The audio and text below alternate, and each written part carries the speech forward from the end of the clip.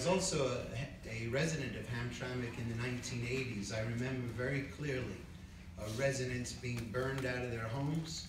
I remember the shutdown of the Dodge Main plant. I remember, of course, the American Axle plant, the Chevy Gear and Axle plant that was shut down. So this is only the latest in a string of crimes that have been carried out against this working class community. And of course, it's not just this community. It's hit Oshawa, it's hit Lordstown, it's hit Korea. This is a global restructuring of massive corporations. Ford is wiping out 25,000 jobs. GM just announced $11.8 billion in profits. Do you want to know where the money that they save is going to go from the cutting of your neighborhoods? These jobs, it's going to go to buying back stocks and pushing up the share values for the billionaires that control this corporation. That is a crime. And I'm glad that workers are beginning to oppose this. There's a growing sentiment of struggle.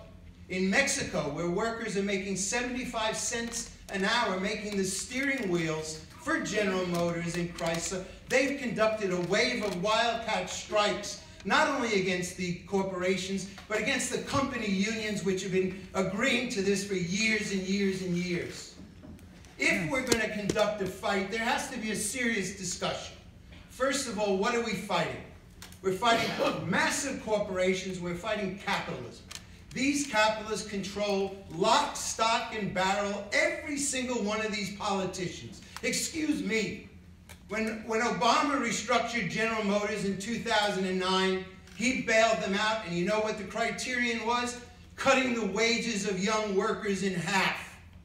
The Democratic Party, just as much as Trump and the Republicans, are stooges of the corporations. If there's going to be a fight, it has to come from the working class ourselves. Now, on September 15th, the contracts for 150,000 auto workers are expiring. Workers want to fight. In the last contract, they rebelled against the UAW. They voted down the contract. By the way, do you know who negotiated the contract for the UAW at Chrysler? Norwood Jewell, the man who was just caught taking tens of thousands of dollars. Wait a minute, Mr. Hecker, wait a minute. Sir, you make $200,000. I'm telling you right now, I don't want nobody else to get up there and say nothing about the UAW. Right. Now sit down. No, let him Don't say speak. nothing else about the UAW. Let him speak. Bring order to the room.